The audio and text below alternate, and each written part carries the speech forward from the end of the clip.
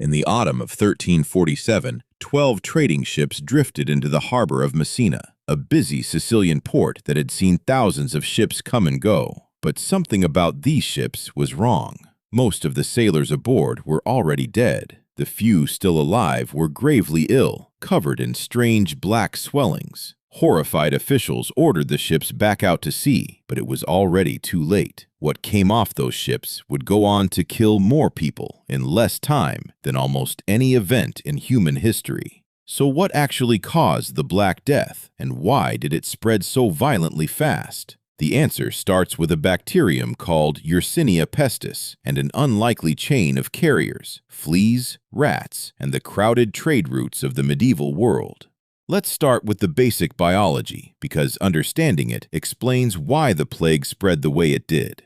Yersinia pestis lived inside fleas, which fed on the blood of black rats, animals that traveled constantly aboard merchant ships and grain caravans. When a flea bit an infected rat, then later bit a human, the bacteria passed directly into the bloodstream. Once inside the body, the infection attacked the lymph nodes first, causing the swollen, blackened lumps that gave the disease its grim nickname. The plague actually came in 3 distinct forms, and each one killed in a different way. Bubonic plague, the most common form, attacked the lymphatic system and killed roughly 6 out of 10 people it infected. Septicemic plague poisoned the blood directly and was almost always fatal within a day.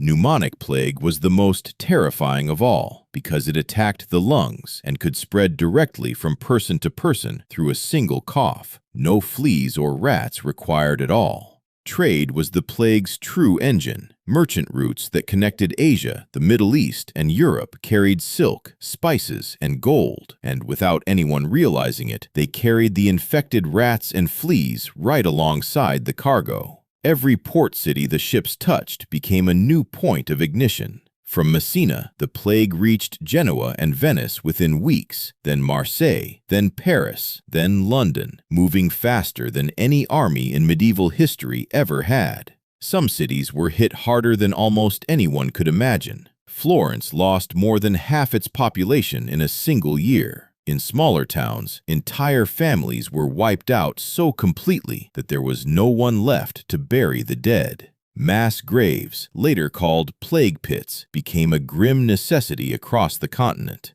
Medieval doctors had no understanding of bacteria or contagion. Many believed the disease was caused by bad air or miasma rising from rotting matter. Others blamed the position of the planets or the sins of entire towns. Some, tragically, blamed minority communities, leading to horrific violence that had nothing to do with the actual cause of the disease. None of these explanations saved a single life.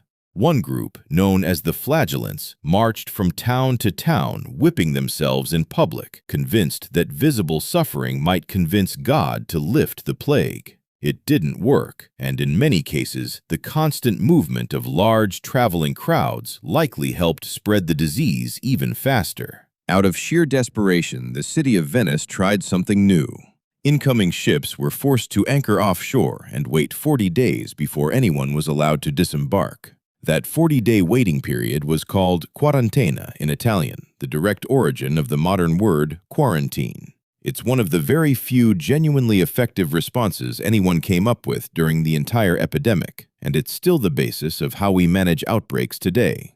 By the time the plague finally receded in 1351, it had killed an estimated 25 to 50 million people, somewhere between a third and half of Europe's entire population.